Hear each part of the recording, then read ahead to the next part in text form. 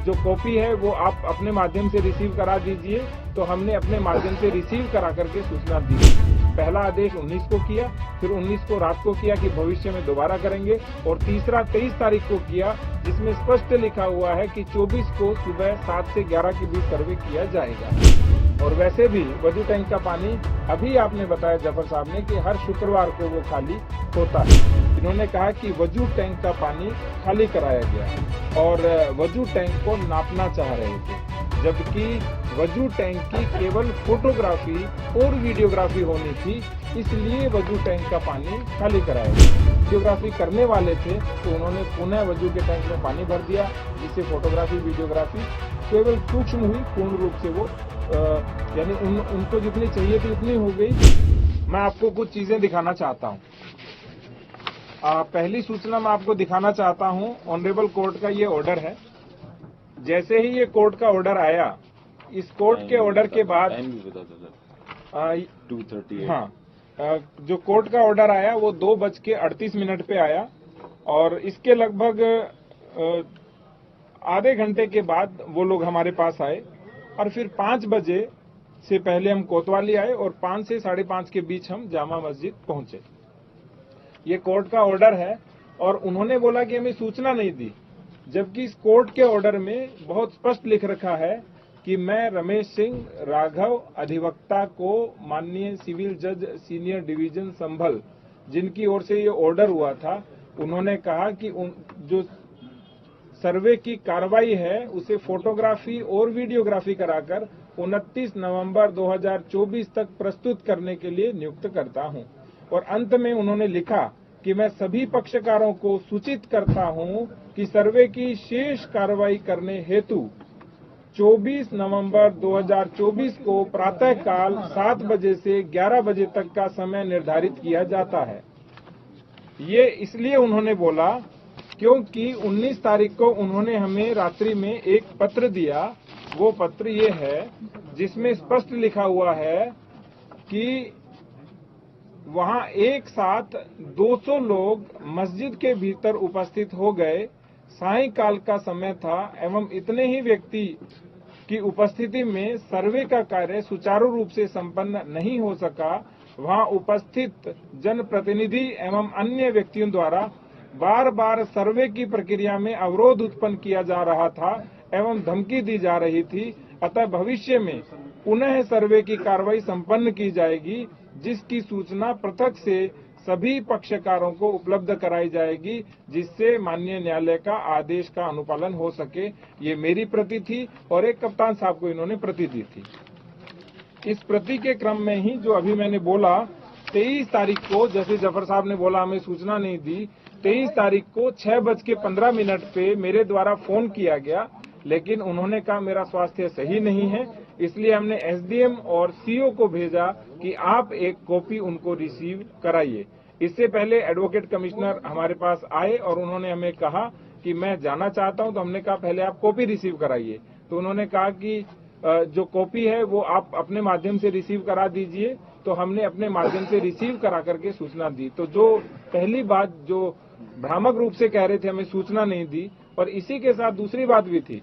उन्होंने कहा कि दूसरी बार जो ऑर्डर था वो डीएम के आदेश से हुआ, जबकि स्पष्ट रूप से एडवोकेट कमिश्नर साहब का ये तीसरा आदेश था, जिसमें उन्होंने कहा पहला आदेश 19 को किया, फिर 19 को रात को किया कि भविष्य में दोबारा करेंगे, और तीसरा 23 तारीख को किया, जिसमें स्पष्ट लिखा हुआ है कि 24 को सुबह 7 से 11 के बीच सर्वे किया जाएगा।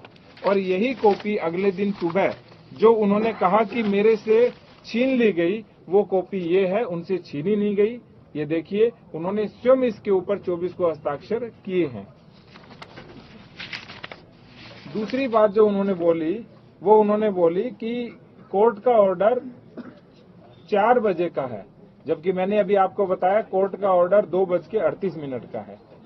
तीसरी बात जो उन्होंने बोली, उन्होंने कहा कि 5 बजे के बाद किसी आदेश का अनुपालन नहीं हो सकता, जबकि हम 5 से 5:30 के बीच जामा मस्जिद की ओर प्रस्थान कर चुके थे। इसके बाद उन्होंने कुछ बातें बोली जो कप्तान साहब भी जवाब देंगे। जैसे उन्होंने कहा कि मैंने खुद पुलिस को फायरिंग करते हुए देखा। तो मैं ये पूछना चाहता हूं जफर साहब से कि क्या वो सर्वे अंदर करवा रहे थे या बाहर फायरिंग देख रहे थे, जबकि वो 10:30 पौने 11 बजे तक तो सर्वे करा रहे थे। और जितनी भी ये घटना कारित हुई मुख्य रूप से वो 10 से लेकर के 11 बजे के बीच हुई थी।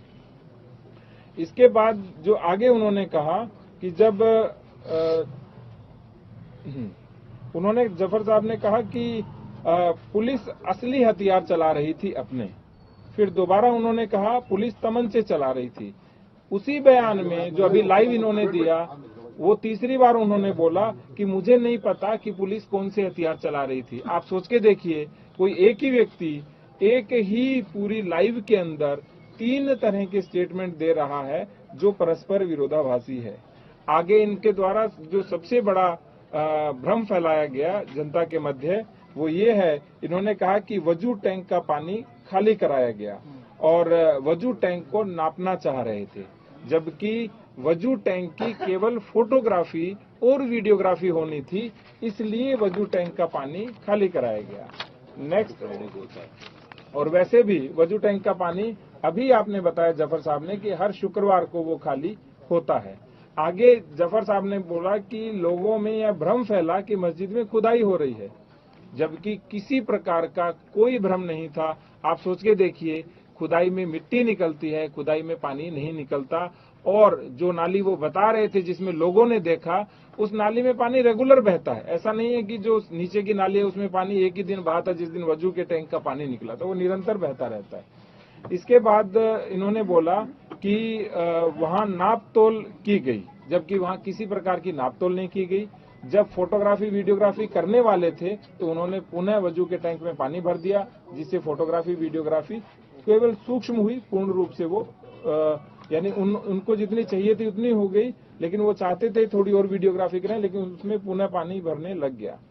इसके बाद उन्होंने कहा कि जितना भी